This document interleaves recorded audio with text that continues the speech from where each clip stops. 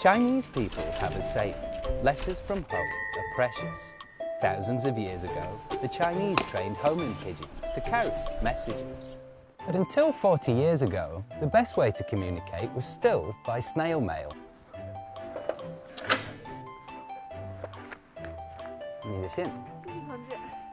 China now leads the world in telecommunications technology. So what happened during the past 40 years?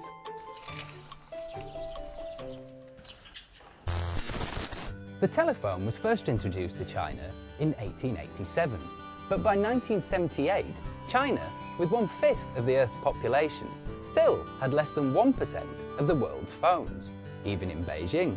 If you wanted to place a long-distance phone call, you had to bring your lunch and stand in line at the Beijing Telegraphy Building, which was built in 1958.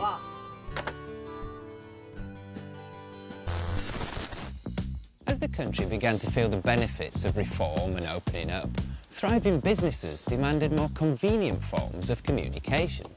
By the early 90s, this little device was king. It's known as a pager or a beeper. Owning one of these meant that you had prestige or youmianzi, but this big guy was the real prize. Chinese people called it da ga da. It was heavy, had only 30 minutes battery life and suffered from poor reception. Owning one was still every 90s businessman's dream though.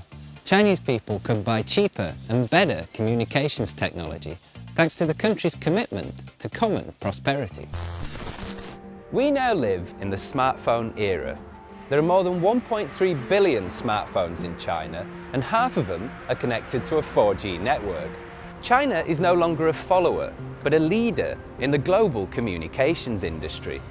Half of the world's top 10 smartphone manufacturers are from China, and the country also helped develop 5G technology, as well as launching the world's first quantum communications satellite in August last year. During the two sessions, the government scrapped long-distance call charges and domestic roaming fees. The country is also committed to the development of communications infrastructure in countries and regions along the routes of the Belt and Road Initiative. For decades, China has been seeking more effective forms of communication to avoid conflict and misunderstanding. That's why I believe the country's success story is only just beginning. Good luck, China!